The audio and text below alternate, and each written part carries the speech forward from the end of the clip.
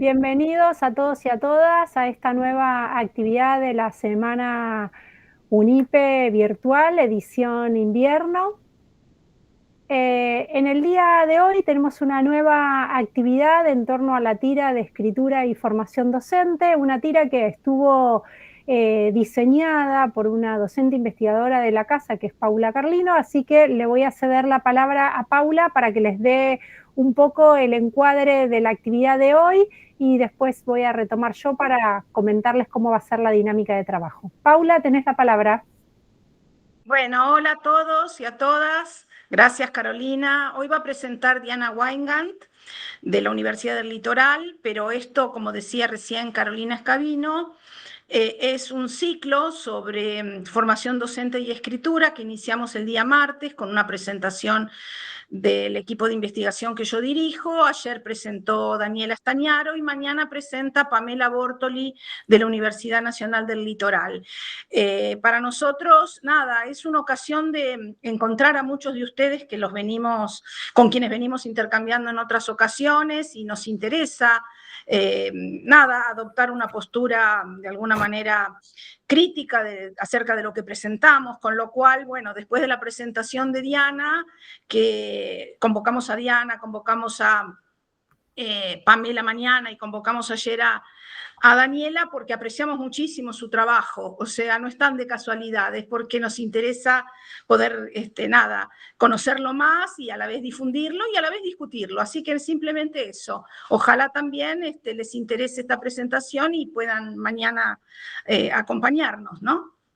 Gracias, Paula. Saben que ahora les voy a compartir en el chat, pero toda la secuencia de la tira va a estar grabada. Las distintas actividades de la tira están grabadas y disponibles en el canal de YouTube de la UNIPE, que se los voy a compartir en el chat, para que si no pudieron asistir a alguna de las tiras, que está súper interesante los temas que van planteando y cómo se va desarrollando la temática que nos propone Paula, dentro de lo que cada una de las investigadoras va aportando a la discusión, bueno, podrán ver los videos grabados, ¿sí? Bueno, en el día de hoy vamos a tener la presentación de Diana Weingart, ahora la voy a presentar. La dinámica va a ser, ella nos va a hacer una primera presentación de sus temas de investigación, de sus temas de trabajo, que aportan a la temática del encuentro de hoy. Y después de su exposición, que tendrá unos 40, 50 minutos, vamos a pasar a una instancia de intercambio y diálogo. En esos momentos, si ustedes quieren, a medida de que Diana va conversando con ustedes y exponiendo, quieren dejar alguna pregunta en el chat, después la vamos a recuperar. Y si no, cuando termina el momento de exposición de Diana, voy a también dar lugar a que ustedes levanten la mano para cederles la palabra, ¿sí? O sea que hasta ahora van a tener el chat como para dejar registrada la pregunta, o cuando abrimos el canal de diálogo, que ustedes puedan levantar la mano y yo les voy a ceder en orden la palabra. Bueno, el tema de hoy es aportes de investigaciones interdisciplinarias a la formación docente y nos acompaña Diana Weingart, que es magíster en enseñanza de inglés como lengua extranjera por la Universidad de Jaén, licenciada en lenguas modernas y literatura por la Universidad Nacional de Entre Ríos, profesora de francés y de inglés del Instituto de Enseñanza Superior de Paraná de Entre Ríos. En la Universidad de Entre Ríos se desempeñó por más de 20 años como docente de inglés en la Facultad de Ingeniería y de francés en la Facultad de Ciencias de la Educación. En la UNER también integró y dirigió proyectos de investigación y ocupó cargos de gestión. Actualmente es profesora consulta de la Facultad de Ingeniería e integra el grupo de investigación y desarrollo en enseñanza de la ingeniería de dicha facultad. Es docente de la maestría en enseñanza de la ingeniería. Se interesa por la didáctica de la lectura, la escritura y la oralidad académica y profesional en lengua materna y extranjera. Además, le interesa la implementación, desarrollo y evaluación de programas y centros de escritura y la enseñanza del inglés para la comunicación de las ciencias. Representa al UNER en los núcleos disciplinarios Educación para la Integración y Enseñanza del Español y Portugués, de la Asociación de las Universidades Grupo Montevideo, e integra la comisión ejecutiva del consorcio Else Sin, Español Lengua Segunda y Extranjera. También es representante del UNER. Es cofundadora de la Red Argentina de Instituciones Lectoras y Escritoras de Educación Superior y directora de la revista digital de Políticas Lingüísticas del NEPI AUNG, que desconozco la sigla. Bueno, un currículum prolífero. Diana, te cedemos la palabra y a escuchar. Muchas gracias, Carolina. Es AUGM, es la Asociación de Universidades de Grupo Montevideo. Muchas gracias por la aclaración. No, por favor. Bueno, muchas gracias. Buenas tardes a todas las personas que están escuchando y muchas gracias, bueno, Carolina, por tu presentación y lo mismo a Paula por la invitación. Te quiero agradecer especialmente por invitarme a participar en esta tira temática, escritura y formación docente. Para mí es un verdadero honor poder compartir este espacio en el marco de la Semana Virtual de la UNIPE y hacerlo también junto a las otras colegas que fueron invitadas, a quienes admiro profundamente y con quienes también me une un gran afecto. Voy a empezar a presentar, a ver si sale todo como lo estuvimos practicando. A ver. Ahí se ve muy bien, Diana. Bueno, como Carolina ya anticipó, esta presentación, digamos, el título que había pensado completo es Enseñar con escritura, aprender en colaboración, y de ahí ir derivando los aportes de investigaciones interdisciplinarias a la formación docente y al fortalecimiento institucional. Lo que yo voy a compartir hoy surge de un recorrido de más de 6 años como integrante de 2 proyectos de investigación interdisciplinarios desarrollados en la Facultad de Ingeniería de la Universidad Nacional de Entre Ríos, o FIUNER, como la solemos llamar. La FIUNER es parte del Sistema Universitario Público Argentino y fue creada en 1984. Actualmente ofrece 4 carreras de grado: bioingeniería, licenciatura en bioinformática, ingeniería en transporte, y a partir de este año se empezó a dictar la licenciatura en ciencia de datos. Allí también se dictan carreras de pregrado, o sea, tecnicaturas, y también carreras de posgrado. Trabajé durante 22 años en la FIUNER, desde 2001 hasta mi jubilación a fines de 2023. Allí tuve la oportunidad de participar en estos 2 proyectos, ambos dirigidos por la magíster María Magdalena Añino, o Maena, como le decimos todos cariñosamente. Allá por principios de siglo, a partir de charlas informales con Maena, muchas veces eran en el colectivo de regreso a casa, reflexionábamos sobre cómo estábamos enseñando nuestras asignaturas. Yo ahí enseñé inglés en la FIUNER. En ese momento ya circulaban textos clave, como Textos en Contexto, de 2004, Escribir, Leer y Aprender en la Universidad, de 2005, y Alfabetización Académica, un cambio necesario, algunas alternativas posibles, de 2003, todos de Paula Carlino.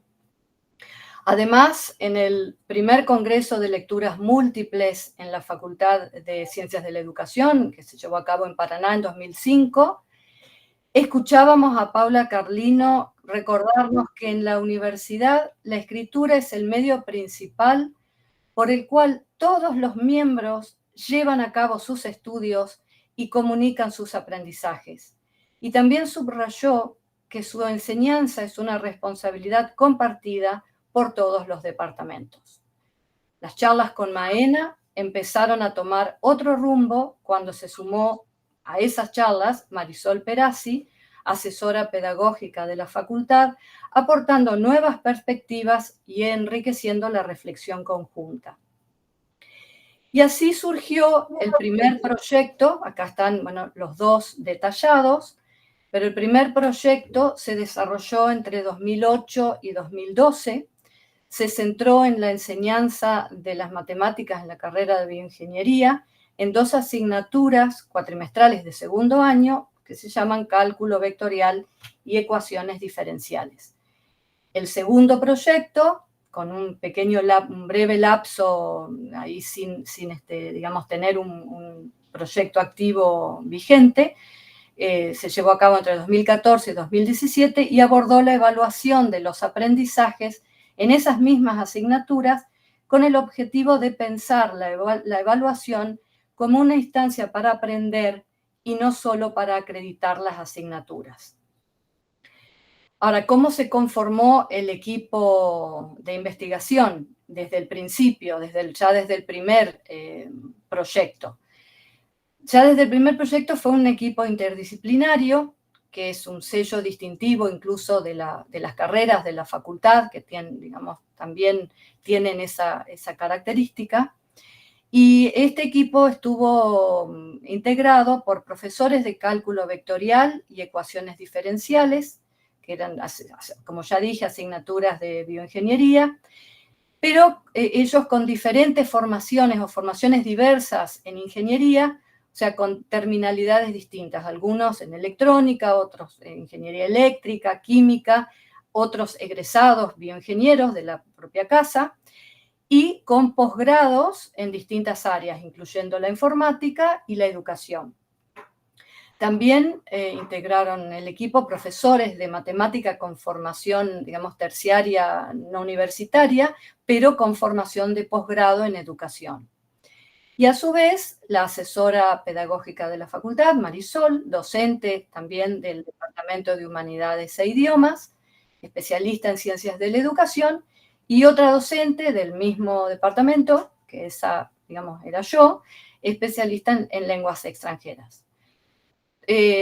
Tanto Marisol como yo también teníamos un contacto habitual con estudiantes de segundo año a través tanto de los talleres de ambientación o por la propia asesoría pedagógica, en mi caso por los cursos de idioma, también, bueno, de comprensión lectora y producción escrita, y ese vínculo directo con los estudiantes es lo que hizo que al formáramos directamente parte del grupo y que no se nos considerase como externas.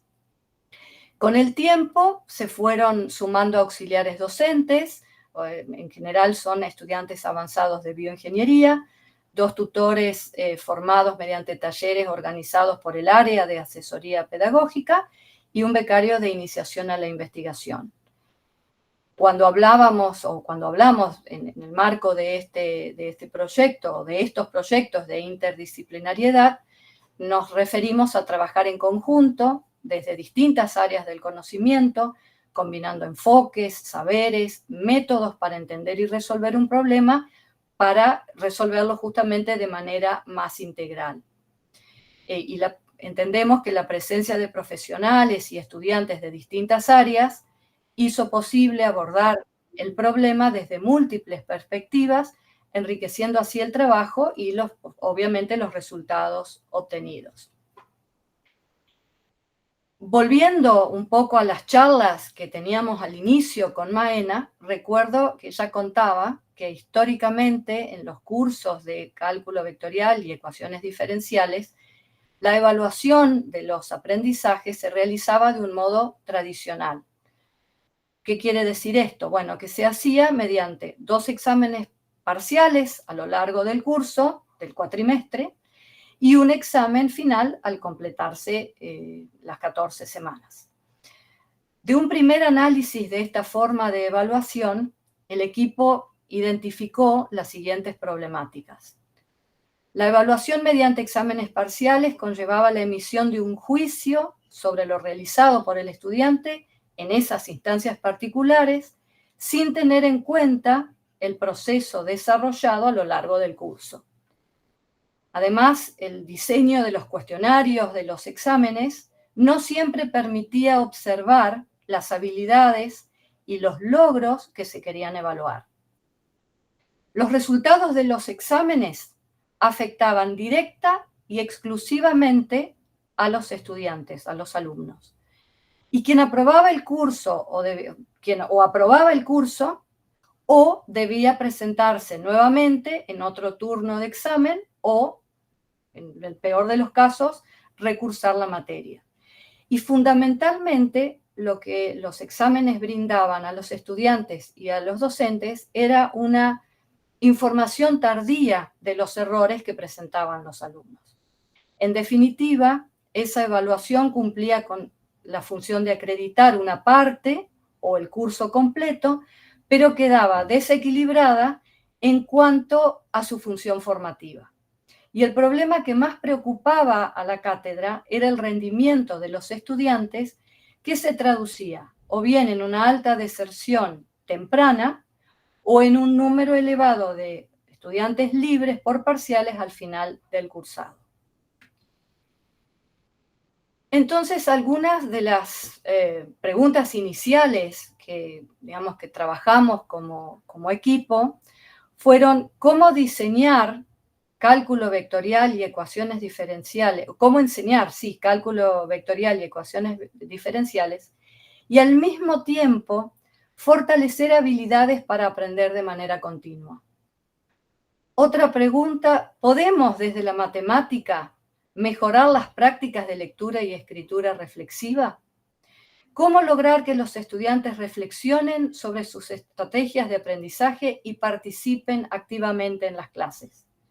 Con estos interrogantes en mente, en el primer proyecto se fueron creando condiciones para fomentar el trabajo interdisciplinario del equipo, para impulsar la investigación en nuestras propias prácticas y promover una participación activa y reflexiva de los estudiantes. Para llevar adelante el proyecto elegimos trabajar con la metodología de investigación-acción. Básicamente consiste en estudiar una situación concreta, en nuestro caso, la enseñanza y el aprendizaje de la matemática en segundo año de bioingeniería, con el objetivo de mejorarla. La idea es que docentes y estudiantes participen activamente en ese proceso. Cada docente se convierte en investigador y el aula pasa a ser un laboratorio donde se integran la investigación y la docencia. Elegimos esta metodología porque nos iba a permitir trabajar sobre problemas reales en un contexto específico, reflexionar críticamente sobre nuestras prácticas a partir de la puesta en marcha de ciclos en espiral que tienen 4 momentos: el de exploración, de planificación, la acción y la reflexión. Y a partir de esa reflexión surgen nuevos ciclos. De esta manera entendemos que, y fue también la experiencia, es que se puede construir conocimiento en forma colectiva y diseñar acciones concretas para mejorarlas.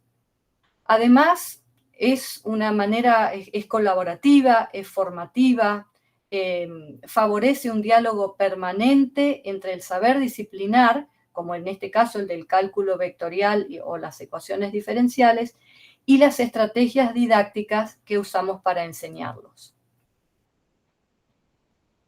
En la fase inicial del primer proyecto se volvió sobre estos problemas recurrentes para también poder establecer cuáles serían las áreas prioritarias a trabajar y los objetivos, y se hizo un diagnóstico analizando datos institucionales, como por ejemplo el documento de autoevaluación de la Facultad de Ingeniería, donde se había hecho un análisis de, cuáles son las causas más, más recurrentes que llevan a la deserción, y a su vez también a las encuestas realizadas en diferentes talleres organizados por el área de orientación vocacional de la facultad.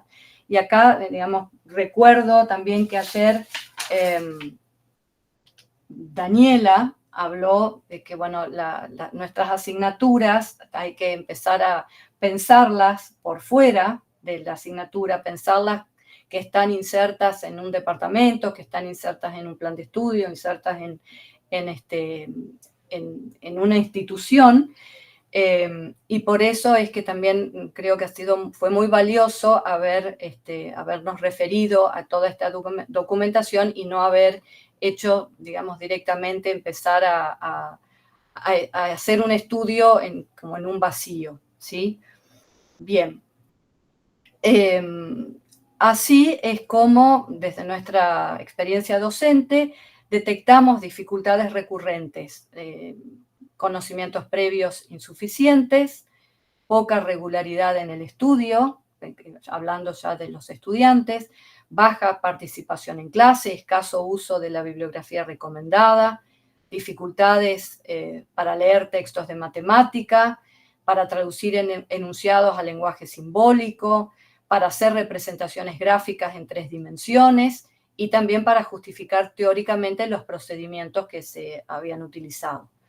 Con esto definimos, o con este conocimiento, definimos 4 áreas prioritarias para trabajar a partir del primer proyecto.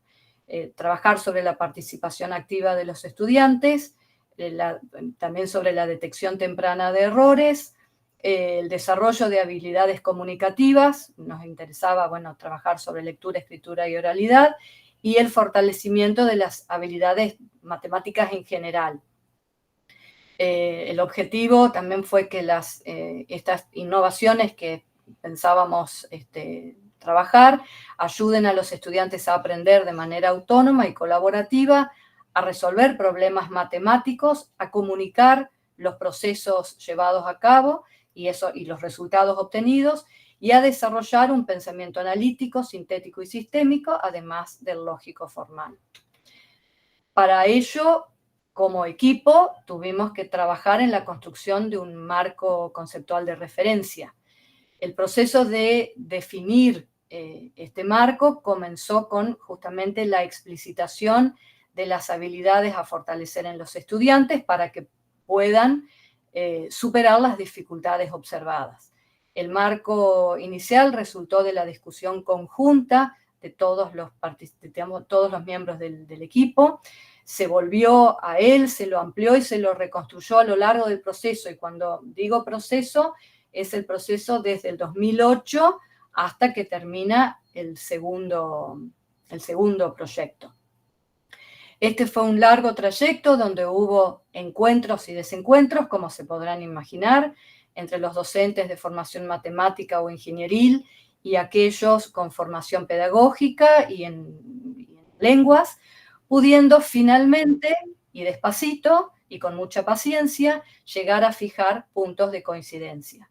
Se analizaron diferentes perspectivas que orientaron conceptualmente la creación de condiciones didácticas y el diseño de nuevas estrategias, y lo que se tuvo en cuenta fueron las características particulares de la disciplina matemática, la enseñanza de la matemática basada en resolución de problemas, el enfoque sociocultural del aprendizaje junto con la psicología cognitiva y la corriente pedagógica que se ocupa de la lectura y la escritura a través del currículum. Desde el enfoque sociocultural, el aprendizaje se entiende que el aprendizaje ocurre a través de la interacción social. En este caso, los estudiantes construyen conocimiento dialogando con sus pares, con docentes, con materiales, es decir, en colaboración. Por otro lado, la psicología cognitiva nos aporta la idea de metacognición, es decir, pensar sobre cómo, o reflexionar sobre cómo pensamos y aprendemos. Esto incluye ser consciente de nuestros procesos mentales, conocer nuestras capacidades y regular nuestra manera de estudiar y resolver problemas. Entonces, lo que se buscó es promover estas habilidades con actividades que fueron invitando a los estudiantes a reflexionar sobre su propio aprendizaje, a evaluar sus aciertos, sus dificultades, a elegir las mejores estrategias para ir mejorando continuamente. La comunicación es clave para un ingeniero, que debe trabajar en equipos y expresar sus ideas con claridad. Comunicar implica y obliga a organizar y justificar el pensamiento. En matemática, comunicar significa presentar problemas y soluciones usando lenguaje natural, simbólico y gráfico, tanto de manera oral como por escrito. Expresar lo que hacemos es también construir nuestro conocimiento. Leer y escribir son herramientas esenciales para entender y apropiarse del conocimiento. Y los docentes debemos guiar a los estudiantes en ese proceso, tal como hoy al inicio dije, bueno, es lo que Paula viene pregonando hace ya más de 20 años. Y no sé si no me quedo corta con 20. El lenguaje matemático, con sus símbolos y reglas, ayuda a formalizar ideas complejas y a construir estrategias para resolver problemas. Por eso enseñar matemática es también enseñar a aprender matemática. Y para eso necesitamos encontrar buenas estrategias didácticas que integren lectura y escritura en la formación. Si nos situamos en el presente, o sea, ya estoy corriendo a la actualidad y a la bibliografía que hoy está disponible, podemos decir que en Argentina se han multiplicado las iniciativas que buscan facilitar el proceso de enculturación de los estudiantes en las prácticas científico-académicas. Y se han llevado a cabo muchas investigaciones sobre aquellos procesos de enseñanza que facilitan el acceso al saber producido por las disciplinas para que los estudiantes puedan apropiarse de sus formas de leer y escribir típicas. En este sentido, se han estudiado los modos en que escribir y leer incluyen en diversas asignaturas de distintas carreras de la educación superior y de la educación secundaria. Hay trabajos, bueno, de Paula muchísimos y de su equipo, Leonel Alfi, de Cartolari y Carlino, de Isabel Benasco, y a su vez también ha sido muy interesante para nosotros, ya hacia el final, digamos, del segundo proyecto, encontrar el texto de Paula Carlino de 2017, donde describe dos modalidades de trabajo con la escritura en las asignaturas para aprender la asignatura. Estas dos modalidades también pueden ser con lectura y escritura. Una es periférica, porque ella, digamos, describe como periférica o llama periférica, que es cuando el docente interviene antes y después de las tareas. Y la otra, que es la que ella rescata, digamos, como valiosa, es la modalidad que se denomina entrelazada, donde la intervención docente se lleva a cabo durante las clases, enlazando los saberes que se enseñan con situaciones de escritura acerca de ellos.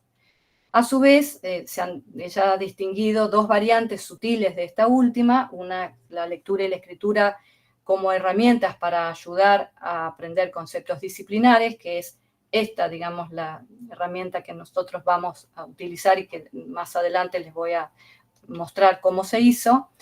Y la otra es el abordaje de formas de leer y escribir especializadas, propias de una disciplina o del estudio de una disciplina, como objetos de enseñanza, o sea, como géneros. Estas dos variantes constituyen polos de un continuo en el cual puede aparecer uno de ellos enfatizado sin anular el otro.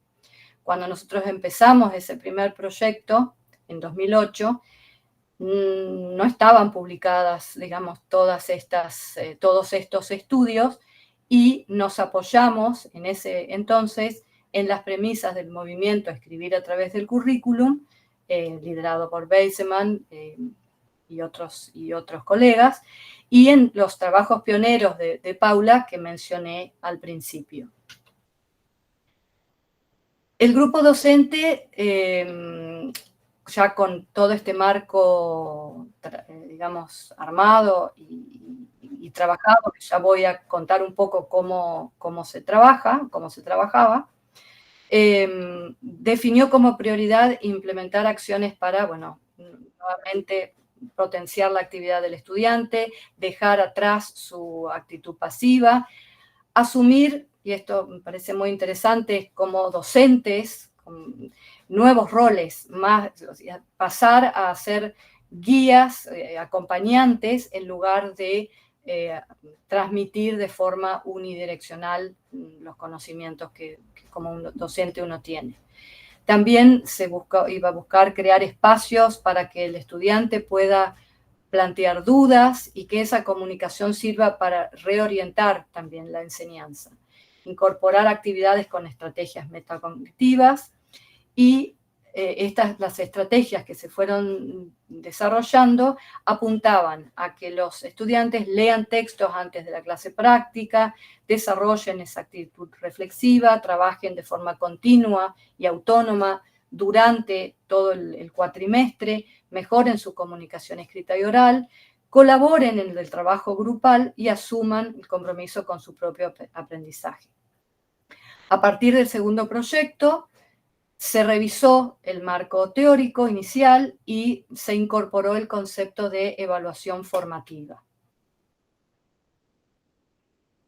Entonces, en este segundo proyecto quisimos revisar a fondo cómo evaluamos en cálculo vectorial y ecuaciones diferenciales, a pesar de que se habían hecho algunos cambios durante los 3 años del primer proyecto, pero acá, a partir del segundo, el objetivo mayor fue diseñar nuevas formas de evaluar que favorezcan justamente la evaluación formativa.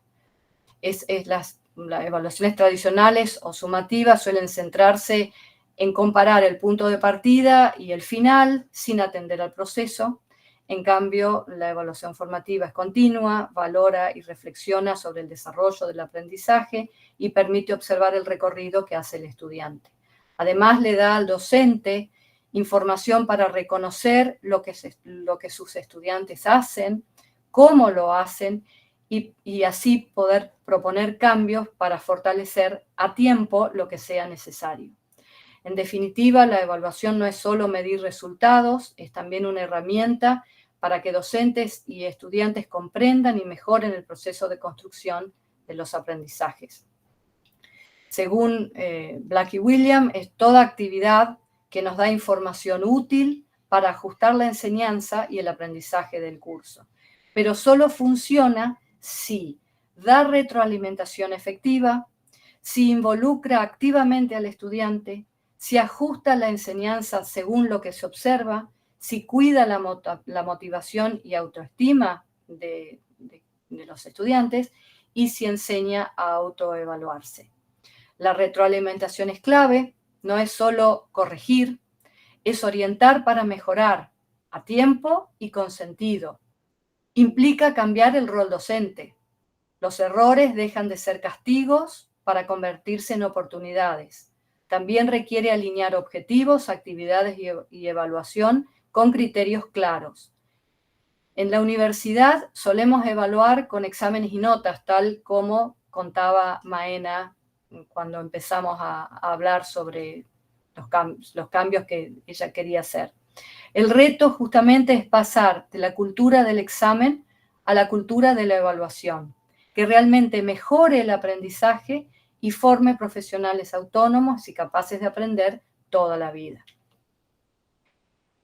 Para lograr todo esto, hubo una nueva planificación de la asignatura.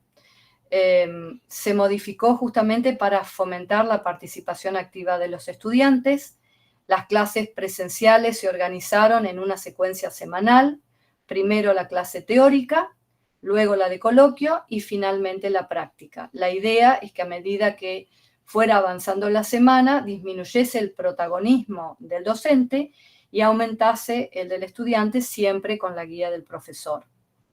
En las clases teóricas, el docente presenta cada unidad con problemas o situaciones motivadoras. Allí se diagnosticaban saberes previos y se construían conceptos, propiedades y teoremas. Y para acompañar ese trabajo, los estudiantes recibían una guía semanal con objetivos, bibliografía, actividades y lecturas recomendadas. En las sesiones de coloquio se profundizan los conceptos, se discuten demostraciones y se resuelven ejemplos, muchas veces en grupos pequeños, para detectar dudas y errores que luego se integran en una puesta en común. La gran innovación en esta nueva planificación de la asignatura fue la inclusión del informe semanal, una actividad escrita, no presencial, en la que los estudiantes, en grupos de 2 o 3, resuelven problemas indicando conceptos utilizados, métodos, dificultades encontradas y reflexionando sobre su propio proceso de trabajo. Para lograr esta reflexión se va guiando con preguntas como qué conceptos, o sea, el estudiante tiene que ir respondiendo a estas preguntas, qué conceptos nuevos usé, qué estrategias apliqué, qué dificultades tuve y cómo las resolví, verifiqué mis resultados, qué dudas me quedaron. El objetivo era que el estudiante no solo resuelva problemas, sino que tome conciencia de cómo aprende, mejore su autonomía y desarrolle hábitos de trabajo reflexivo y colaborativo.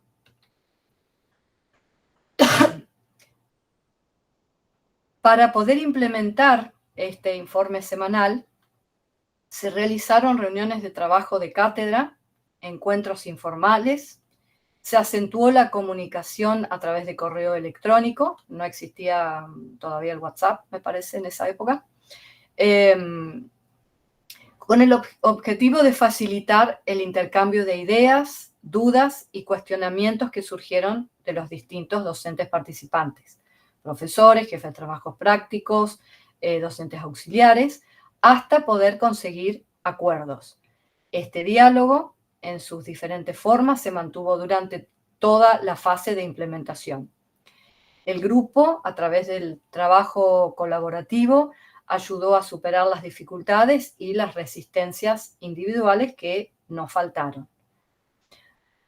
A los estudiantes se les presentó la nueva metodología por 2 vías. Primero, con una clase inaugural, a la cual me voy a referir ya dentro de un ratito, fuera del horario habitual, donde se explicó en detalle el curso, los objetivos, los contenidos, la bibliografía, las condiciones de regularidad y de promoción. Y por supuesto, en ese mismo encuentro se dedicó un tiempo especial a explicar el informe semanal y también las actividades de investigación educativa que la cátedra estaba llevando porque estaban totalmente vinculados. Además, en la página web de la materia se abrió un espacio de preguntas frecuentes donde se incluyeron 2 preguntas específicas sobre el informe semanal para que los estudiantes tuvieran siempre esa información disponible. Los trabajos escritos por los alumnos acá juegan un rol central. Desde el comienzo, la escritura aparece como una actividad que permite al docente observar los saberes previos y seguir el razonamiento de los estudiantes. Se escribe para reflexionar sobre la resolución de problemas. Bien. En cuanto a la clase, yo voy a volver después sobre este informe semanal y mostrar cómo hay un diálogo, cómo se hace esa retroalimentación de la que estuve hablando recién. Como mencioné, hubo esta clase taller inicial antes de implementar el informe semanal. Esa clase inaugural, digamos, fue llevada a cabo por el equipo docente. Se preparó un material para abrir el diálogo y responder a las inquietudes de los alumnos. ¿Qué aprendemos? ¿Cuál es la importancia qué aprendemos en cálculo vectorial? ¿Cuál es la importancia de la asignatura en nuestra formación? Y se ilustró el rol central de la resolución de problemas en ingeniería, y en esta oportunidad, en lugar de contestar el interrogante que siempre surgía todos los años, ¿cómo debo presentar la resolución del problema propuesto? En lugar de responder a eso como se hacía o había venido haciendo habitualmente, Se llevó a cabo, que esta es otra innovación, a mi juicio, muy interesante, de escritura conjunta, se llevó a cabo una actividad conjunta, estudiantes y plantel docente, buscando una respuesta construida con consenso participativo.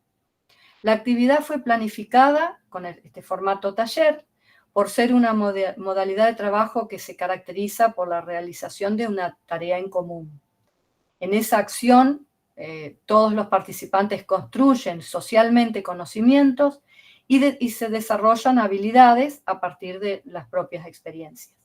Desde esta perspectiva, se presentó a los estudiantes un interrogante.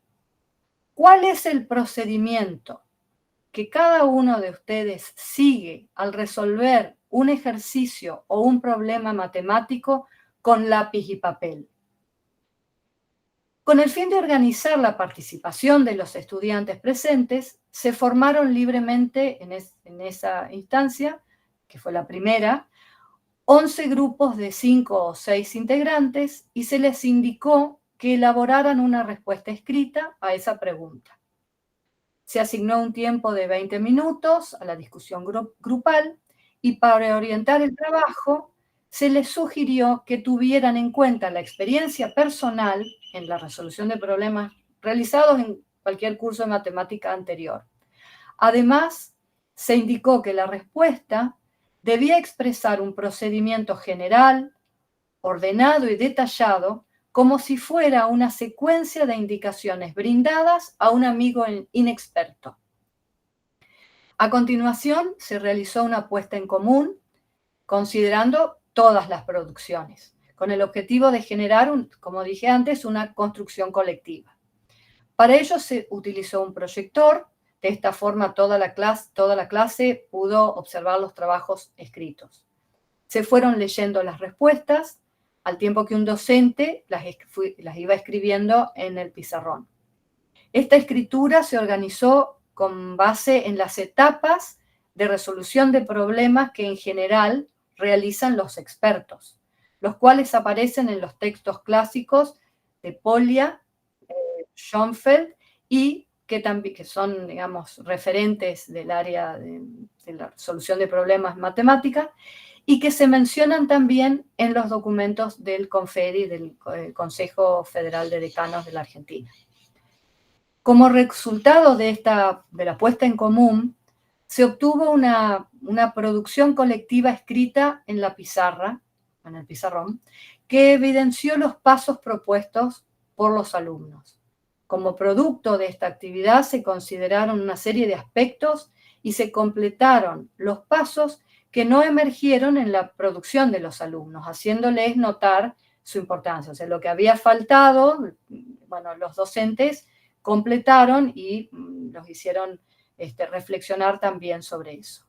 Así se consolidó un listado consensuado de etapas y actividades generales, que acá los tenía como para mencionárselos, pero voy a pasar, tengo ahora una diapositiva en la que van a ver las fotos tomadas en el momento en que esto se hizo, y que todo ese listado también está en la diapositiva siguiente, así no demoro tanto con eso. Lo que sí quiero destacar es que de este modo y a través del diálogo se destacó la utilidad de considerar todas estas etapas en los trabajos escritos propuestos en la asignatura. O sea, que en ese informe semanal, al que vamos a volver, para poder resolver y hacer ese informe, al ir, digamos, resolviendo el problema, para eso había que ir pasando, viendo que todas estas etapas que se habían consensuado en este contrato estuviesen presentes. Se acordó su aplicación como herramienta para ayudar a regular y controlar el proceso que se realiza justamente al resolver el problema. De ese modo se llegó a un acuerdo, ¿sí? Los docentes elaborarían los criterios de evaluación, o sea, la rúbrica, a partir de esas etapas y de los indicadores consensuados Y los estudiantes lo que harían es tenerlos en cuenta al realizar las actividades formativas propuestas en los informes semanales. También en los trabajos, en otros trabajos prácticos de laboratorio, en los parciales y para digamos, todas las actividades requeridas para finalizar y aprobar el curso. Los estudiantes así pudieron disponer de una rúbrica desde el inicio del curso, luego de la firma, porque incluso todos firmaron, por eso están esos dibujitos ahí incluidos, el contrato didáctico, y tal como lo plantean en la bibliografía consultada, Litwin, Barbier, Shepard, Díaz Barriga, mediante esta rúbrica se logró aumentar la participación o potenciar la participación de los estudiantes en el proceso de evaluación, dándoles a conocer con antelación los criterios que se emplean. En esta diapositiva podemos ver, es lo que les había dicho recién, podemos ver los grupos de alumnos trabajando en los distintos pasos para resolver un problema, y en la foto que está a la derecha se ve a dos de los docentes y se ve también una parte del proyector donde se está visualizando parte de las respuestas y cómo las van anotando en el listado.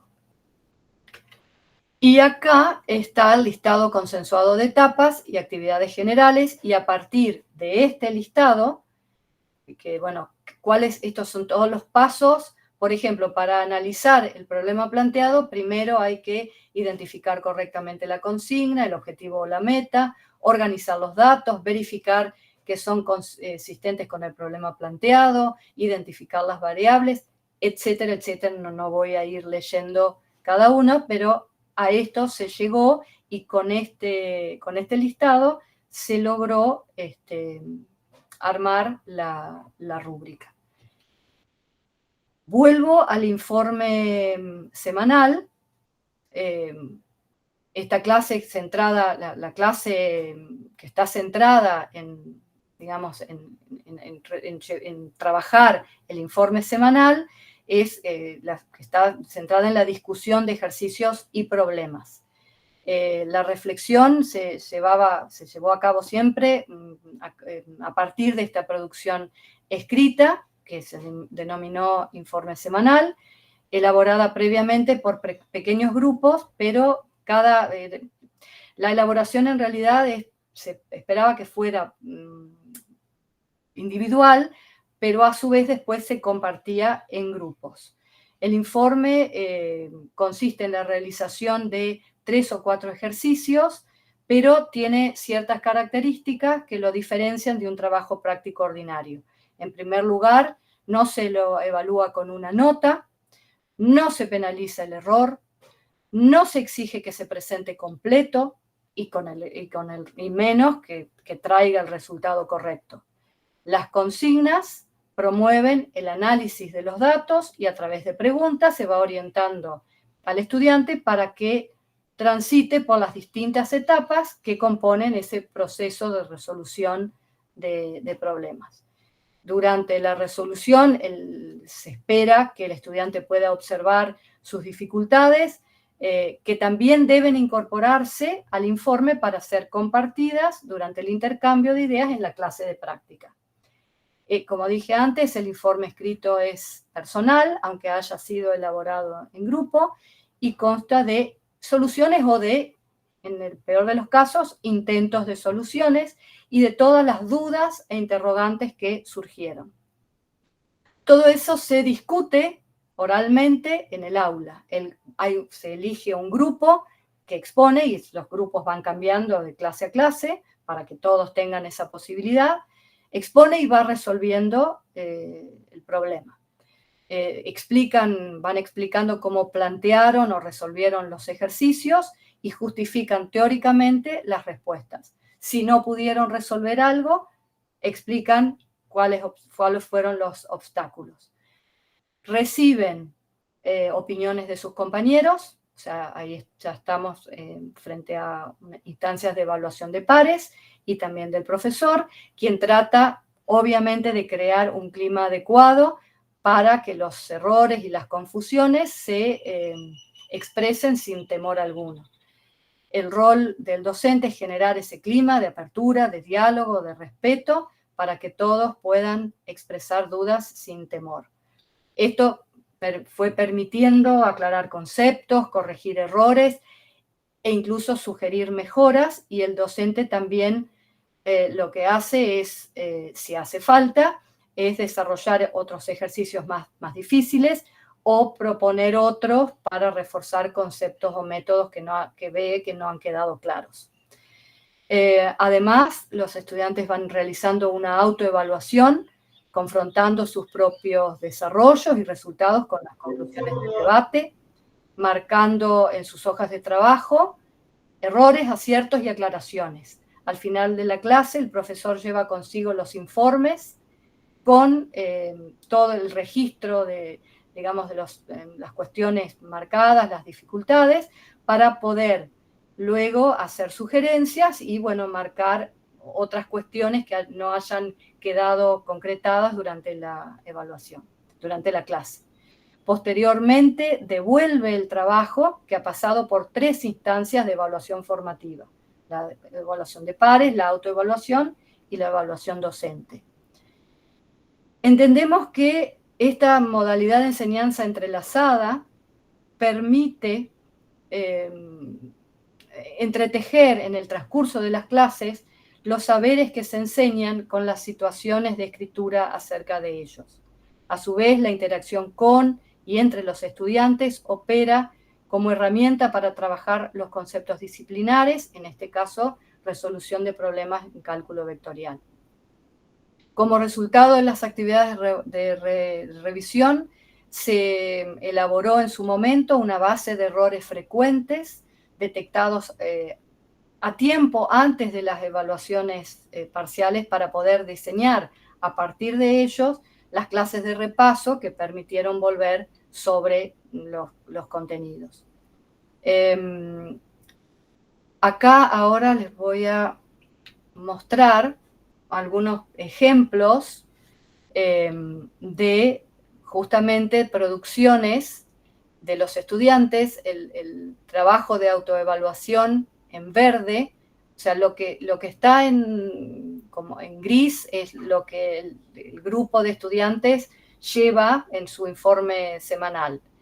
En verde fue la autoevaluación que fue haciendo al ir probablemente escuchando a otro estudiante ir, digamos, desarrollando el problema. Entonces va corrigiendo, y a su vez, en un color más oscuro, que no es exactamente en rojo, se ve tal vez, no sé si tiene que ver con la transmisión y demás, se ve más en marrón, pero es donde el docente, una vez que devuelve digamos, el trabajo, marca un error que había quedado a pesar de lo que se había intentado corregir en la clase. Acá tal vez se vea un poco mejor, es interacción del alumno con el docente, y otra vez se ven más en marrón que en rojo. El alumno ahí formula una duda en su informe, o sea, ha encerrado una parte de su texto, y ahí pregunta si está bien decirlo así, y el docente le responde la duda y le dice que sí, que eso está bien, pero le explica que se puede expresar también matemáticamente, ya en lenguaje simbólico matemático, eso mismo, y le da dos opciones. Y aquí también hay un grupo que lo que hace es identifica la dificultad para utilizar los datos, es lo que está escrito en azul, porque al intentar resolver el ejercicio, y realiza la solución luego de la discusión en clase. O sea, en este caso llegaron sin poder hacerlo porque tenían un problema para utilizar los datos y durante la clase pudieron resolver esa cuestión. Bien. Otro aspecto de los proyectos que a mi juicio amerita atención, y creo que esto es también tratando de responder lo que me pidió en su momento Paula, digamos que trajera a esta tira, era, bueno, cómo habían incidido estos proyectos, estas experiencias en el proceso formativo, en la formación pedagógica del equipo de investigación. Entonces,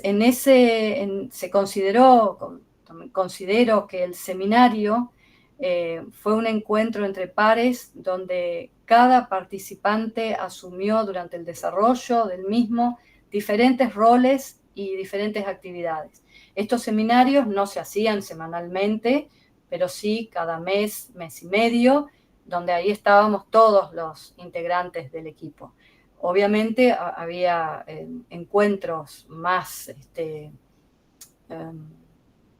digamos, más seguidos con solamente el equipo de cálculo vectorial y ecuaciones.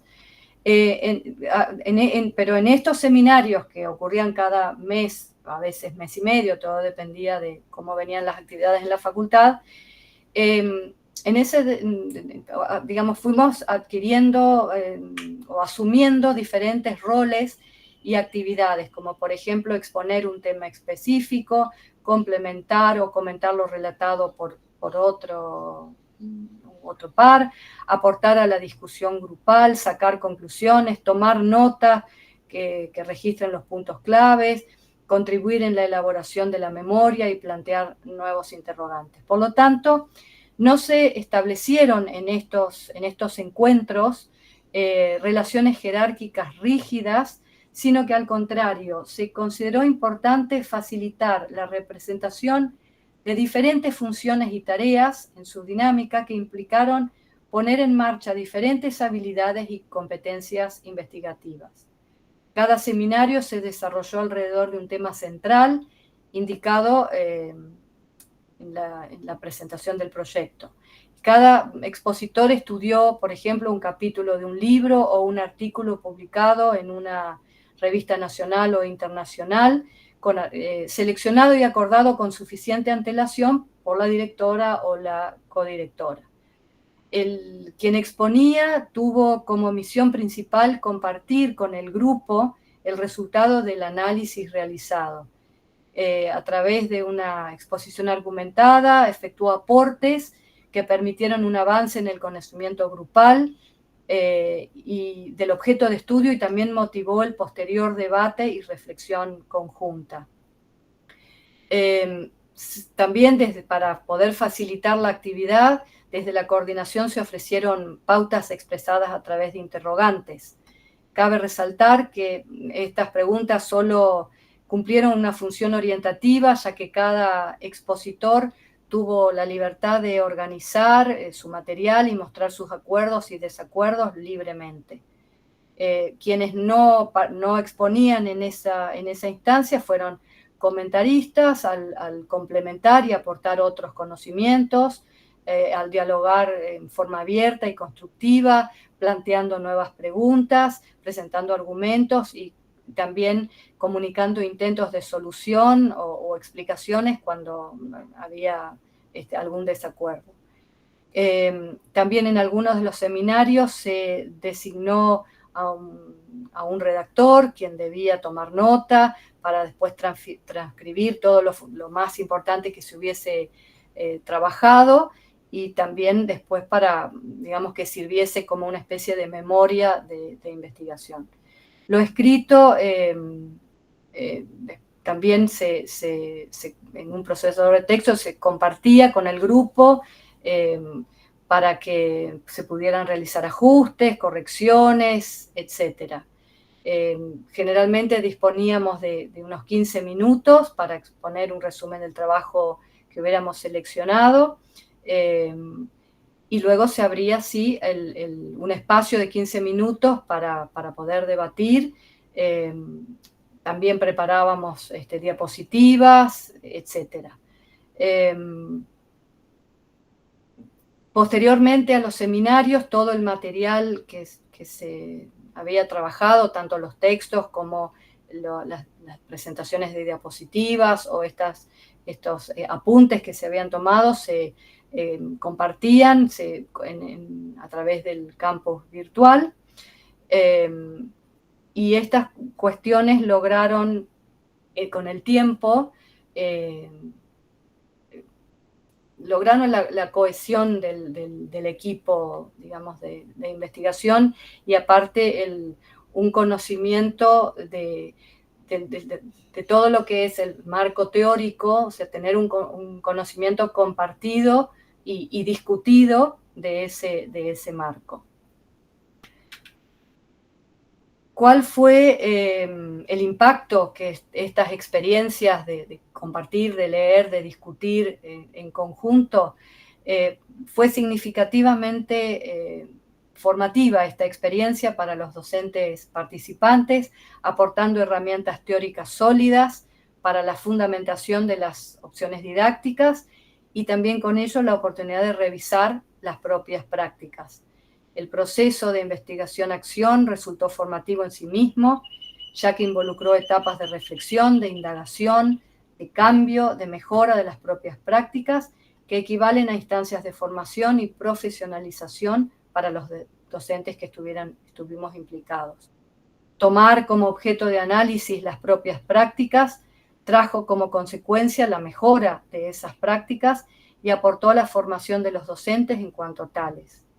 Finalmente, es válido resaltar que la experiencia descrita y analizada en el presente trabajo se ha desarrollado en el contexto de un proyecto de investigación avalado por la institución, en la cual no es habitual que se lleven a cabo investigaciones educativas en general, y menos aún basadas en los principios metodológicos de la investigación-acción. En este sentido, esta experiencia no solo supuso modificaciones en cuanto a las prácticas y concepciones de los docentes participantes, sino también ha impactado en la comunidad académica, la cual ha mostrado interés en la misma y valorándola muy positivamente. Bien. Ahora voy a pasar, porque veo que... Estamos sobre la hora, Diana. Voy a pasar directamente acá a la transferencia, la difusión y el impacto que tuvo. Se entiende que también es importante señalar el impacto de los resultados de la investigación en otros ámbitos académicos, que no sean los de las asignaturas en las que se realizó la investigación. Por ejemplo, en este caso, en la comunidad académica de la FIUNER y de otras instituciones de formación de ingenieros, así como de eventos científicos afines a la educación en ingeniería. En este sentido, se llevaron a cabo las siguientes acciones de transferencia y difusión de los resultados: presentación de experiencias y ponencias en más de 15 eventos científicos nacionales e internacionales, publicación de más de 12 artículos en diferentes revistas nacionales e internacionales, desarrollo de una conferencia semiplenaria en un evento internacional de carreras de ingeniería, taller de formación docente enmarcado en el programa de formación docente de la FIUNER, destinado a la comunidad académica de la institución. Un taller de formación docente realizado en el Encuentro Nacional e Internacional de Educación Matemática en Carreras de Ingeniería, EMSI, destinado a docentes de matemática de carreras de ingeniería. Eso fue en 2017. Y esto también es importante para mí resaltarlo. Se hizo una articulación con la Facultad de Ciencias Exactas, Ingeniería y Agrimensura de la Universidad Nacional de Rosario, a través de un docente del equipo de investigación que también trabajaba en esa otra institución, que consistió en la utilización de la rúbrica diseñada en el marco de este proyecto como un instrumento para la evaluación en los exámenes parciales de 2 asignaturas de matemática en esa otra institución. Y a su vez, también el Consejo Directivo de la FIUNER aprobó en 2019 el perfil pedagógico del docente de la FIUNER, donde aparecen muchas de las cuestiones que después, si a alguien le interesa, lo puedo mostrar, pero bueno, eso depende del interés de quienes estén escuchando, donde aparecen estas cuestiones, o sea, la evaluación formativa, también tratar de, o sea, que el docente en esta institución busque trabajar, incluir actividades de lectura, escritura y oralidad para enseñar la asignatura.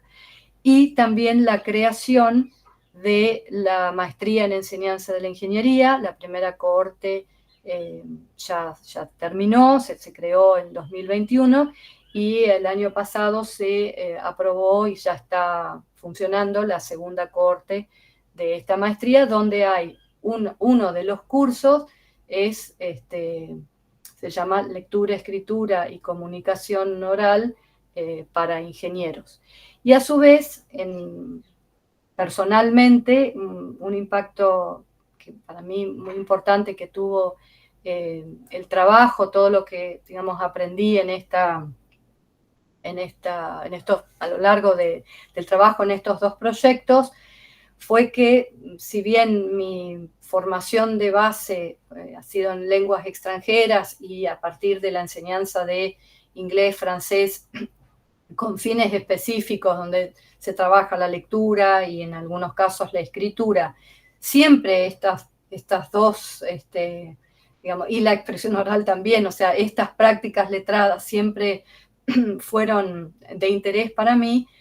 A partir de esta investigación en particular, en una asignatura totalmente diferente de lo que yo hago, me fue llevando de a poco a ir metiéndome en el campo también de la lectura, la escritura y de las prácticas letradas en la universidad. Y para cerrar,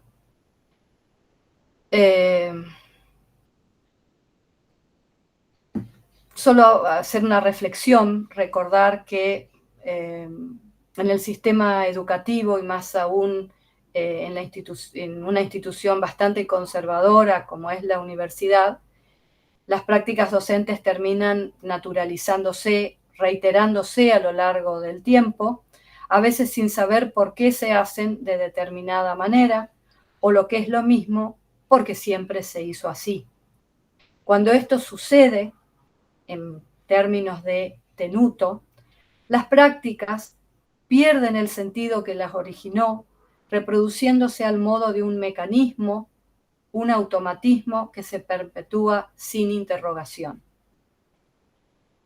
Espero que lo que he podido compartir con ustedes de estos proyectos haya servido para ilustrar la determinación de un equipo interdisciplinario de docentes universitarios que nos resistimos a esa inercia. Y dentro de estos colegas quiero resaltar a mis colegas de la Red Railes, que es, digamos, a lo que venía diciendo recién, de haberme metido un poco más en este ámbito de las prácticas letradas. Eso también me llevó a conocer a mis colegas de la Universidad de Córdoba, Villa María, Río Cuarto, con quienes conformamos inicialmente la red. Entonces nos resistimos a esa inercia. Y por ello coincidimos con Paula Carlino en que la práctica docente, como cualquier otra práctica profesional, si se convierte en rutinaria, pierde su capacidad productiva. El buen docente es el que continúa aprendiendo, no solo sobre los temas que enseña, sino sobre la propia forma de enseñar. Muchas gracias. Muchísimas gracias, Diana. Muy interesante la presentación y estimulante para preguntas y asuntos que espero que ahora podamos compartir. Te comento brevemente, por ahora no hay preguntas en el chat, así que imagino que vamos a levantar la mano para Bien. participar con comentarios y demás. Tenemos gente de Formosa, de Ciudad Autónoma de Buenos Aires, de Córdoba, también de tu propia casa de Entre Ríos. De la UNED. También tenemos gente de España, específicamente de la ciudad de Barcelona, después de Uruguay y de Perú. Así que Bien. nada, tenemos Qué lindo. pluralidad de voces y tradiciones. Así que bueno, los invitamos a que puedan ir levantando la mano para un comentario. Si querés, Diana, podemos dejar de compartir pantalla, Bueno, sí, así cómo nos no. vemos Perfecto. entre todos y todas.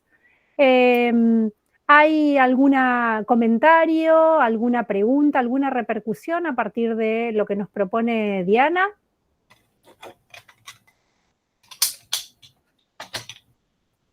Ana Patricia, tenés la palabra. Sí, muchas gracias. Bueno, muchas gracias, doctora Diana, por esta presentación. Me gusta mucho, me identifico con algunos aspectos.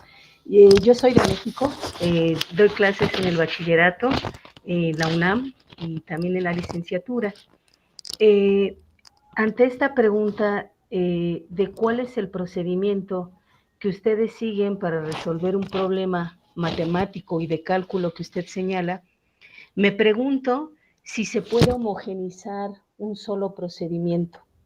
Yo, por ejemplo, en el campo de la historia y de las ciencias sociales, que es algo que estoy trabajando como un procedimiento, tal como lo plantean ustedes, que es un esquema procesal de formación y que a mí me gusta mucho y que he encontrado en parte una respuesta en el método etnográfico con esta reflexión que uno como docente va haciendo en las clases y en la identificación del proceso de aprendizaje de los alumnos.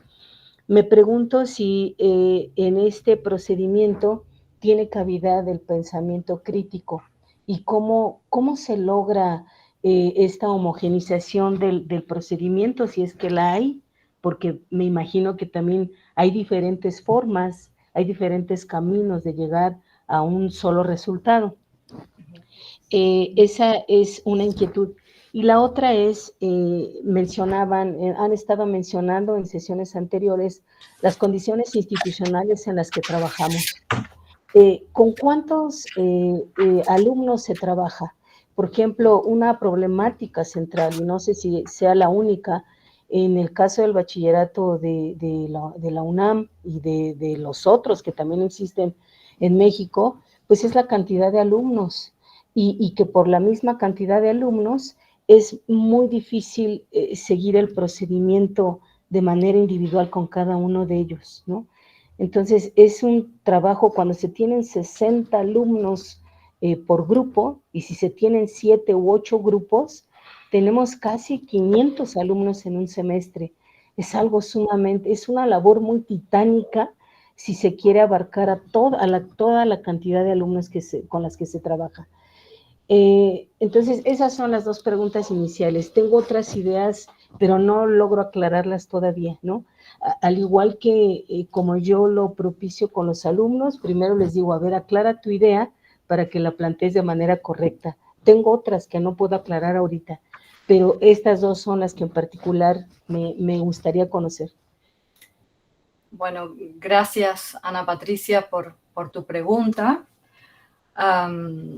En cuanto a la primera, si hay espacio para el pensamiento crítico en esto en particular, en este proceso, digamos, de resolver un problema en matemática, tal vez lo tendría que responder a alguien digamos, del campo de la matemática. En este caso, yo estaba viendo la bibliografía sobre la cual trabajaron, digamos, había una es del año 57, otra es del año 85, y la otra es, bueno, 2014, son los lineamientos del CONFEDI.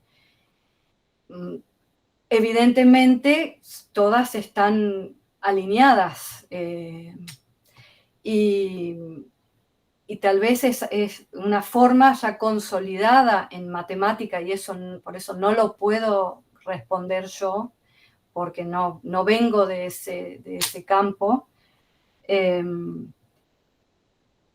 Pero sí me imagino que se podría trasladar a otros campos, o sea, lograr hacer un consenso sobre cuáles son los pasos para, no sé, si estuvieses haciendo algo en historia, una actividad en historia, bueno, cuáles son los pasos que un profesional o que un experto en historia lleva adelante, lleva a cabo para, se me ocurre, escribir un género X en historia. Y eso aclararlo. Y bueno, ahí sí ya entiendo que podría haber más espacio para criticar esos pasos que se llevan a cabo.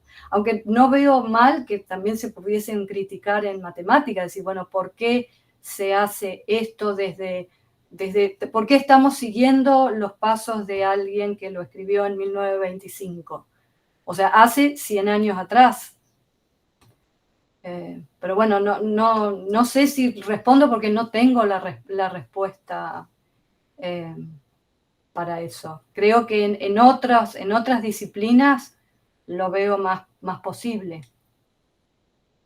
A trabajarlo con los estudiantes, ir viendo, decir, bueno, tomar un género y decir, bueno, a ver cuáles son los procesos que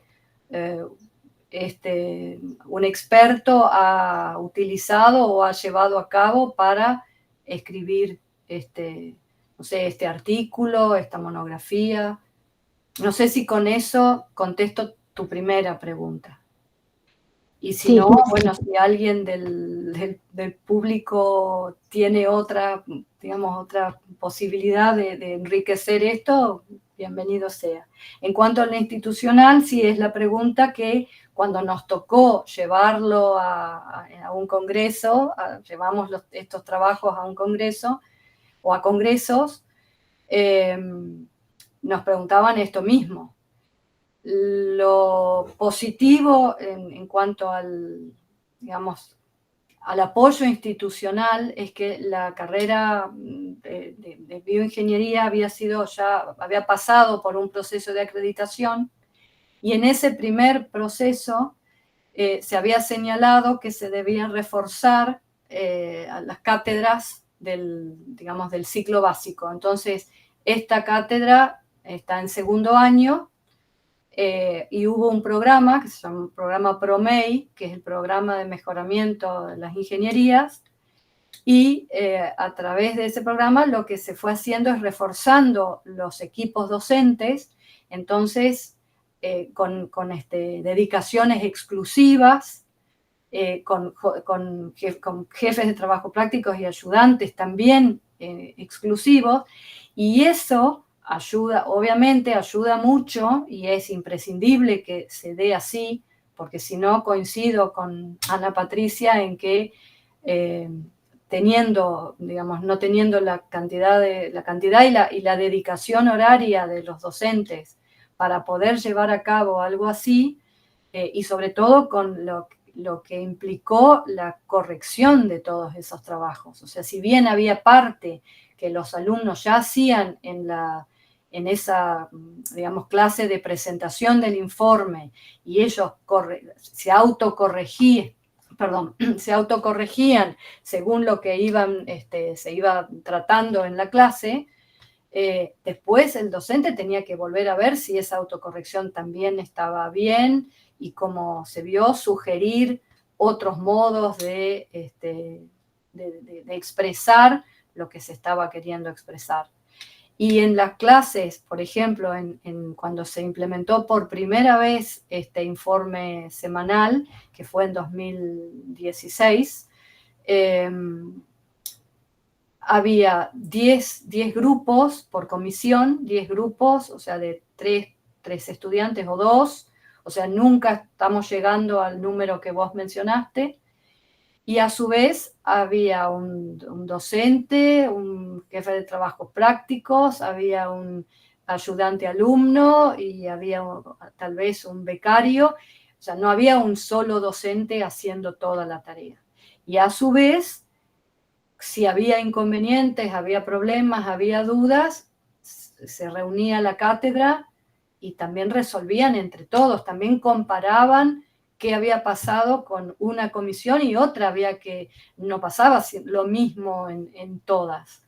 Ni todos los docentes tenían la misma motivación, ni se habían así enganchado con esta forma de trabajo, como lo hizo, por ejemplo, este docente de la Universidad Nacional de Rosario, que terminó bien, porque me acuerdo que Maena en un momento me dice, Alberto me dice que ahora se da cuenta que para qué él está en la universidad, gracias a esto de no estar, digamos, dando la clase, la hora completa, explicando y resolviendo en el pizarrón él, sino haciendo esta otra tarea de guía, de acompañante y haciendo estas devoluciones escritas. Pero bueno, no fue homogéneo, no todos tuvieron esa misma respuesta.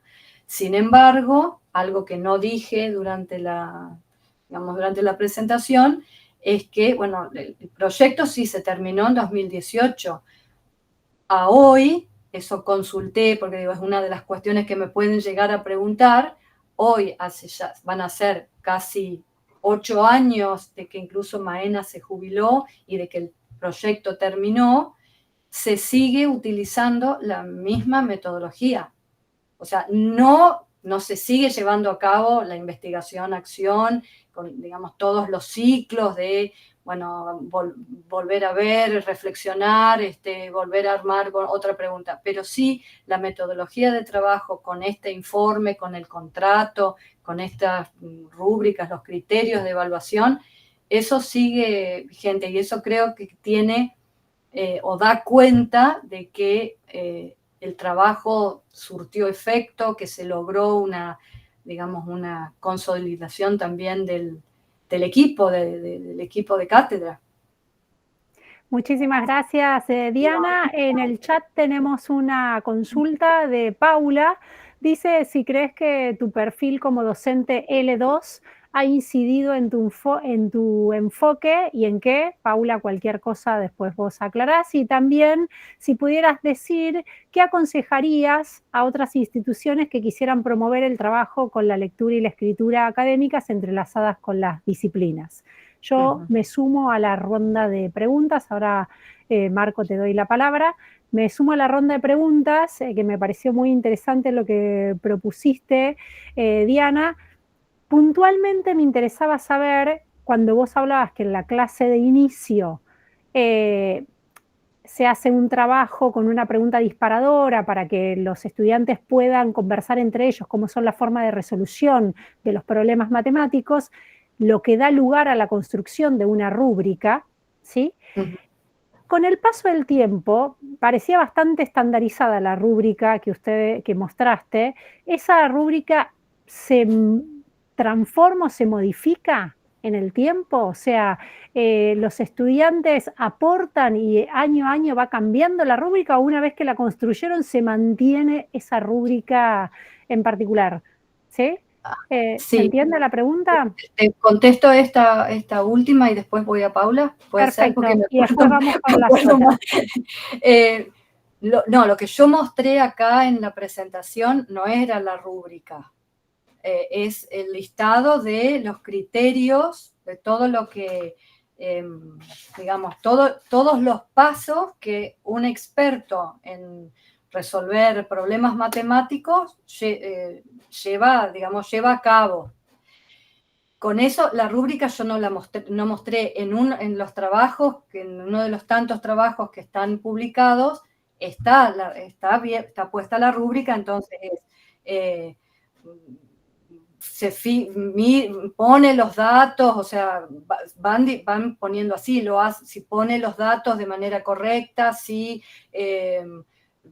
sigue el procedimiento como debe ser, o sea, no la recuerdo ahora como para decírtela, pero esa está si vos querés, yo después busco bien cuál es el trabajo y te lo puedo mandar si te interesa ver cómo quedó organizada la rúbrica en ese momento. No, me interesaba la relación entre lo que los estudiantes describen, como son sus formas de procedimiento, y el diálogo que establecen con los expertos. O sea, ¿cómo se construye eso? Porque entendí que la rúbrica era un proceso de construcción conjunta. Conjunta, claro. Entonces, ¿cómo dialogaban entre lo que resuelve un experto y las maneras que tienen ellos de poder resolver? ¿Cómo se manejaba eso? Si eso se había estabilizado con el tiempo o no, o va variando comisión a comisión. Igual, nada. Eso entiendo que si lo presentan todos los años, seguramente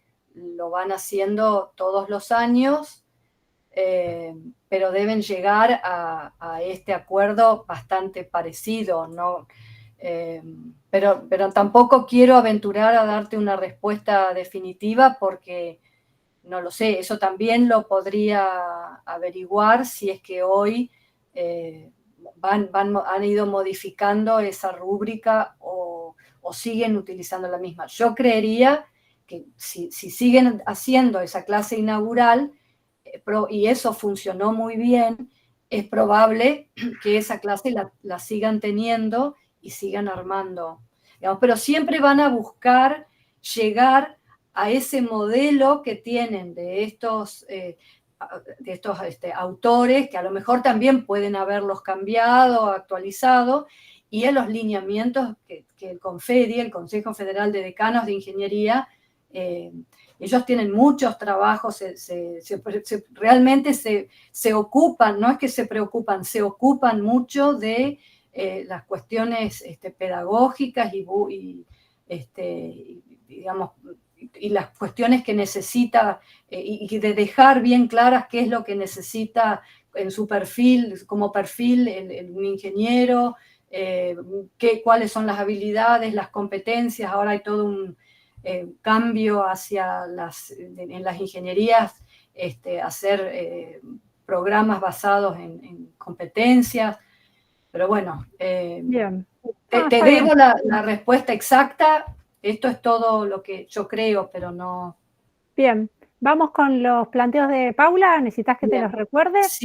Sí, lo de que mi perfil de lenguas extranjeras, cómo puede haber incidido en tu enfoque aspecto. y en qué aspecto. Sí. En mi enfoque en el proyecto o en mi enfoque con la lectura y la escritura. Perdón, Diana, solamente aclarar de dónde saco esa pregunta.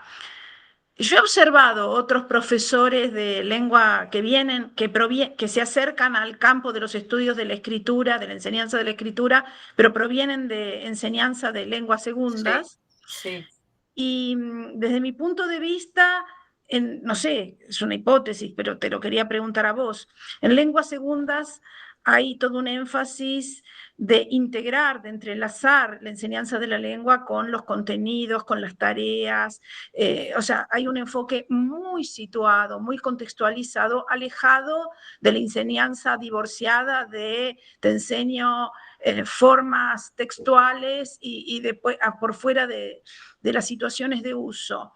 Entonces quería saber si vos pensás, no sé, si ese background tuyo incidió en esta búsqueda de entrelazar, por eso viene mi pregunta, ¿o no?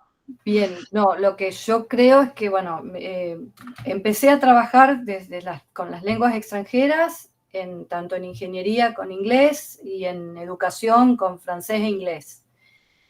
Y como en la universidad el enfoque en general es lectocomprensión, entonces siempre veníamos leyendo textos que tuvieran que ver con eso, cómo enseñar lectura, cómo después en 2003, 2004, Marcela Reynoso, que era mi jefa de francés en educación, y Mabel Pipkin hicieron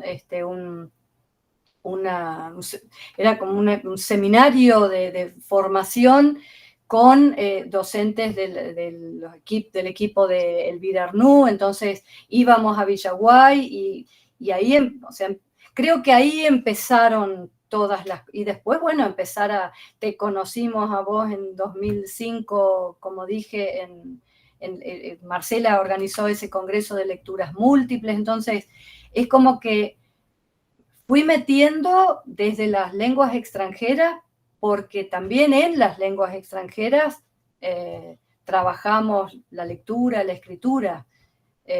Creo que fue por ahí, y la cuestión de lo entrelazado, porque en algún momento leímos también tu texto, que fue posterior a los proyectos. O sea, yo creo que hasta lo descubrí, a ese texto, a partir de una devolución que tuve cuando presentamos en el RAB 2017 en Bogotá, presentamos lo que habíamos hecho en este proyecto. Y después había que escribir, presentar un resumen y después el artículo completo para, siempre hacen un volumen post-RAB. Y una de las devoluciones fue que en su momento me choqueó, pero esos shock han sido siempre muy productivos y me han ayudado a dar pasos hacia adelante y crecer, era que tenía que citar a los autores como citaban los del campo de la escritura.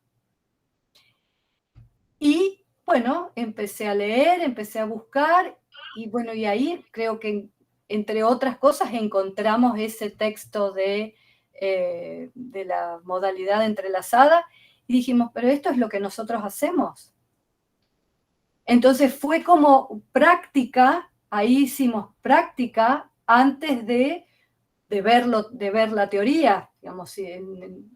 Pero bueno, no sé si tiene que ver con la formación propia en lengua o ya la formación estando en la profesión, estando en la universidad, y participando de proyectos de investigación. O sea, mucho fue, yo diría, eso.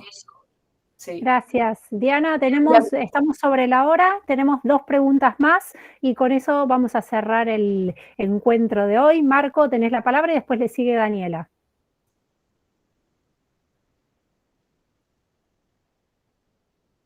Y había otra pregunta de Paula, de que qué le diría a los que sí, quieren... pero como estamos sobre la hora, daría lugar a Marco y después volvemos sobre la pregunta de Paula si nos queda un ratito. Bien. Marco, ¿podés hablar? Sí, bien. Dale. Está entrecortado. Sí, bueno, sí, mi pregunta es la siguiente. Yo soy físico, trabajo en una universidad y uno de los problemas y dificultades es que los profesores de física y matemáticas intentamos cubrir muchos temas. Entonces, al hacer unidades, pues eso no les gusta. ¿Cómo sortean esta dificultad? Yo no lo entendí bien la pregunta. Yo tampoco. Marco, no. Tenés mala conectividad, podemos intentarlo otra vez o si no quizás lo puedes escribir en el chat. Escriba, claro, escriba en el chat. Porque está muy entrecortado y no... Sí, voy a escribir en el chat. Perfecto. Bueno, mientras lo escribís le damos la palabra a Daniela entonces. Daniela, tenés la palabra. Bueno, gracias, Carolina. Bueno, más que una pregunta es un agradecimiento a Diana por lo que presentó, bueno, a Paula por abrir a poder tener estos debates y a poder estar pensando en estas cuestiones. Y me quedo como con el tema de la investigación-acción. Me parece que, Diana, esto que trajiste de la relación entre la docencia y la investigación es una articulación ineludible, necesaria, en nuestro campo, y también en relación con la pregunta que le hacía Carolina, ¿no? La rúbrica queda siempre igual, y un poco me parece que lo que tiene nuestro campo es esto, que nos vamos revisando permanentemente, que vamos observando problemas en nuestras prácticas docentes y a raíz de esos problemas que tenemos en las prácticas, en las instituciones, nos ponemos a estudiar sobre esos problemas concretos, ¿no? Esto que traías, decías, son los problemas de tu institución con los sujetos que participan de esas prácticas y tienen esos problemas y quieren resolverlo. Y entonces la investigación como medio para resolver esas cuestiones. Me parece que es importante, bueno, en este momento de que las universidades, bueno, las ciencias sociales, las humanidades, estamos siendo tan cuestionadas, poner en valor esta cuestión, ¿no? Estas investigaciones vienen a tratar de resolver o de buscar algunos caminos posibles, porque esos pueden variar, como decía Carolina, para los problemas educativos que tenemos en nuestras instituciones. Y la segunda cosa, así como general, que me queda resonando, es colectivo. Sí. Es colectivo, porque muchas veces en la cuestión de la lectura y la escritura vamos como el llanero solitario tratando de ponernos todo al hombro y de resolver, y de no sé qué.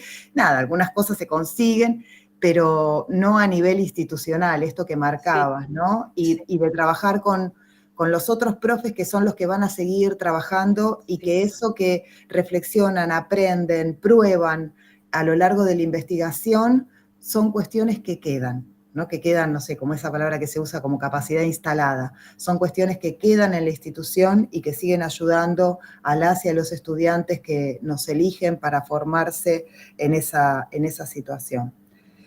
Y esto de Paula, ¿no? Parte de lo que observaba ayer también, como esta cuestión de, aparece eso de la investigación-acción como una capacitación en servicio, y que no alcanza con leer un texto, y me leí un texto y digo, qué bueno esto que plantea el texto, sino que en esta cosa del hacer, ¿no? Se van transformando las representaciones y se van transformando las prácticas también. Me parece muy potente esto que contaste en esta línea. Y algo que vuelve, que apareció en la presentación de Paula, Liliana, Carolina, la necesidad del cambio en el rol docente. Sí. Necesitamos reformular y pensar nuestro rol docente de otra manera para poder seguir avanzando en esto que es mejor para todos. Así que bueno, gracias Diana por todo esto que se mueve en la cabeza. Y para mí fue también movilizar algo que hace tantos años que hicimos y digo, ha sido la punta de un iceberg porque hay tantas cosas que, bueno, quedaron sin contar porque no se pueden. Tomé un poco más del tiempo, pero fue realmente dos proyectos enormes, el trabajo, y eso todo, Maena, ponerse a trabajar, a discutir, a consensuar, pero bueno, lo que Paula había preguntado de Discúlpame, Marco pudo escribir en el chat, así que quiero recuperar eso. Gracias, Daniela, por tu intervención. Nos saluda desde México, también aprovecho de decir, Ana Patricia, no había mencionado que estaba México también representado acá. Nos pregunta lo siguiente, vos te pregunta, ¿cómo lograron en el proyecto trabajar con actividades de lectura y escritura, tomando en cuenta de que los programas de matemáticas son muy extensos y con muchos temas? Súper desafío. A ver. Y bueno, justamente definiendo cuáles eran las prioridades que hoy yo fui mencionando, o sea, buscar actividades para detectar errores, y el gran tema era la resolución de problemas en cálculo vectorial, porque eso es lo que veían que no haciendo este tipo de evaluación formativa, los estudiantes o dejaban la materia tempranamente o quedaban libres. Y eso sí, o sea, hubo cambios en la cantidad, o sea, aumentó la cantidad de estudiantes que lograban regularizar y otros que lograban la promoción directa. Y bueno, algunos libres quedaban, sí, porque bueno, también hay que ponerse desde el lado del estudiante, hay que hacer todas estas actividades, pero creo que el logro fue ese, tratar de, bueno, focalizarse en la resolución de problemas, e iban dando esos temas, pero de esa manera, o sea, pidiéndoles incluso la escritura de ese texto del informe es una tarea domiciliaria. No es que la hacían tampoco digamos, en la clase. En la clase lo que se hacía era, bueno, trabajar esos temas, porque los problemas que resolvían son sobre los temas que en la clase teórica ya había adelantado digamos, el docente al que le tocaba dar eso. Entonces, los problemas que se resuelven son sobre esos temas. Bien. Pero Bueno, con mucho trabajo, o sea, una respuesta también es con mucho trabajo, con mucha dedicación del equipo docente.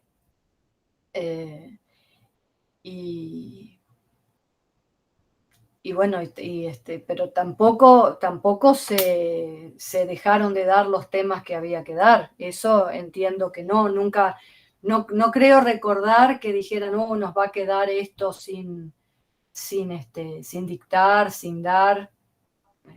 bien, bueno, y ahora, discúlpame que estamos sobre la hora, ahora sí, si querés, con esto cerramos, que era lo que te había planteado Paula, ¿no? ¿Qué aconsejarías? Que es una linda pregunta para cierre. ¿Qué aconsejarías a otras instituciones que quisieran promover el trabajo con la lectura y la escritura académica entrelazadas en las disciplinas?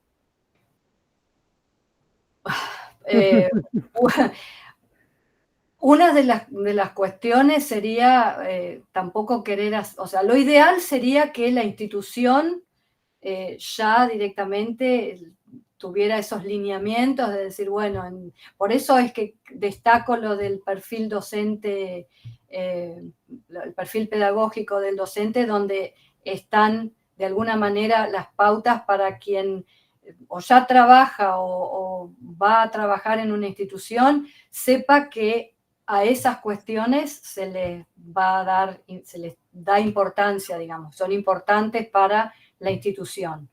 Pero si eso no ocurre y es un departamento o es un docente aislado, mucha paciencia y que todo eso lograr lo que se logró en la facultad, creo que es el trabajo también de hormiga que hizo la asesora pedagógica, y con esto también que vaya mi reconocimiento a Marisol público. Realmente ella ha hecho un trabajo de hormiga con un programa también de formación docente, trayendo a docentes especializados no solo en las cuestiones de lectura, escritura y oralidad, sino que también en todos los aspectos, digamos, pedagógicos, de la didáctica, de la ingeniería. Hace años incluso Graciela González, que creo que sigue perteneciendo, Paula, al Gisiolem, ella en 2012 estuvo a cargo de un taller en el marco de ese programa de formación docente, o sea que creo que acá le cabe también una responsabilidad grande a las áreas de asesoramiento pedagógico, que se vayan metiendo en estos temas, vayan, digamos, trabajando y llevando a los profesores de las diferentes cátedras por este camino. No es fácil encontrar a ver, un profesor a lo mejor de una asignatura, menciono una robótica o biología, dirá, no, yo tengo que dar biología, tengo como lo que planteó Marco Antonio, cuando hay tantos temas que dar, encima quieren que dé escritura, y bueno, hay que poder convencerlos de que no es que tienen que empezar a dar escritura como tema, sino utilizar la lectura, la escritura y la oralidad como recurso para enseñar y que sus estudiantes aprendan la asignatura. Fácil no es, hay que ser creativos también, pero bueno, es eso lo que se me ocurre así, como qué consejo. Yo aconsejaría que, sobre todo, las carreras de ingeniería todas deberían tener, porque también en el Confedi, en sus lineamientos, dice que, digamos, el ingeniero tiene que poder comunicarse con efectividad, y eso involucra las prácticas letradas, o sea, ese desarrollo debe darse. Gracias, Diana. De nada, un placer y muchas gracias. También en lo que fuiste planteando, creo que en la investigación, en la forma de trabajo, ¿no? Que era el aporte interdisciplinario, todo lo que estuviste exponiendo de los encuentros que tenían como equipo de investigación, el tipo de trabajo que hacían, permitían lograr un trabajo de integración. Parte de lo que vos estás planteando, bueno, esto le tendría que hablar con el matemático, o esto tendría que ver con tal persona o la asesora pedagógica. Das cuenta de que esta propuesta de transformación de las prácticas de la enseñanza en el marco de una cátedra en la carrera de ingeniería habla de una trama de diálogos y de acuerdos entre diferentes actores con perfiles distintos, ¿no? Sí. Con lo cual, bueno, eso también nos lleva a condiciones institucionales para que esas conversaciones y ese trabajo pueda darse. Bueno, llegamos al cierre de la actividad de hoy. Nos queda todavía una actividad para el día de mañana. Paula, ¿querés hacer algún comentario, algo de cierre de este espacio? Acabo de enviar el link por si quieren participar en la charla de mañana y no se han anotado. Mañana expone Pamela Bortoli sobre también un trabajo colaborativo con la carrera de trabajo social. Entonces ahí mandé el link. Bueno, muchísimas gracias a todos y a todas. Nos encontramos mañana con Bortoli para seguir pensando estos temas.